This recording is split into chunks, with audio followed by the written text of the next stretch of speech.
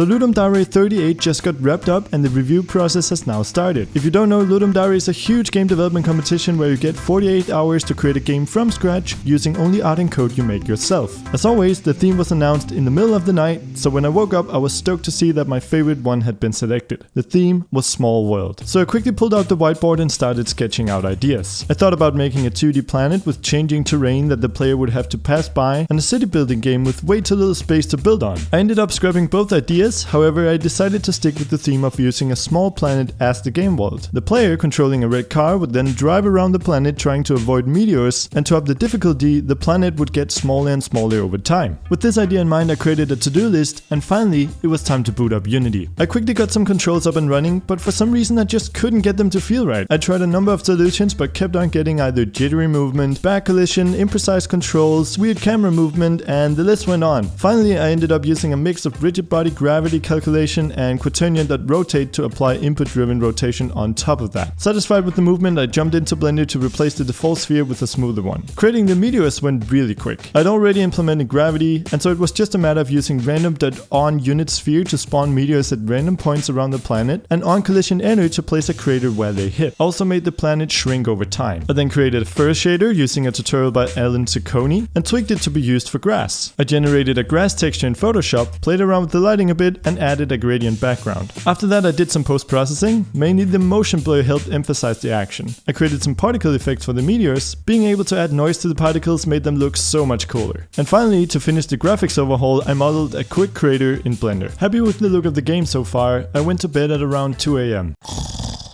After a good night's sleep, I felt ready to work on the car. Now I really suck at modeling, but I think from a distance it ended up looking just fine. At least after I blew it up. I now felt it was time to add a score counter to the game. I thought it would be fun to have UI elements follow the planet, so I made it interpolate towards the center as the planet shrunk. In fact, I liked the effect so much that I decided to do the same thing to the end screen. Now I've always been a huge Dragon Ball fan, and my planet really reminded me of King Kai's, so I decided to embrace it and add a single road that wraps around it. The car is actually also inspired by his. When it came time to making some music, I felt really inspired and hopped right into Busker Core. I ended up creating 5 different soundtracks.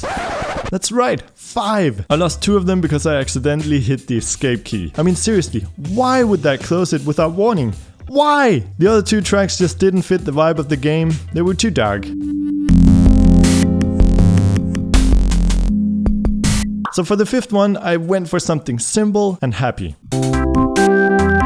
Next, I created a main menu to which I added the player controls and a cool scene transition. I also slapped some quick sounds on the car and meteors and wrapped it up by creating an icon for the game. I submitted it just before the deadline. This is what I looked like at the end. Time for a bath and a shave. Oh, and this time my lovely girlfriend participated for her first time. You guys might know her as SophieBab from the forums. She made a game about avoiding people you know on the street. Also, she is now full-time on Brackeys as well, and has actually been doing most of the video editing the last 3 months, so big thanks to her. You'll find links to both games in the description. Go and play and review them all you want. I hope you will enjoy playing them just a fraction of how much we enjoyed making them. That's pretty much it for this video. If you enjoyed it, make sure to subscribe and maybe check out some of the other behind the scenes videos I've done for previous Ludum Dares. Other than that, thanks for watching and I will see you in the next video.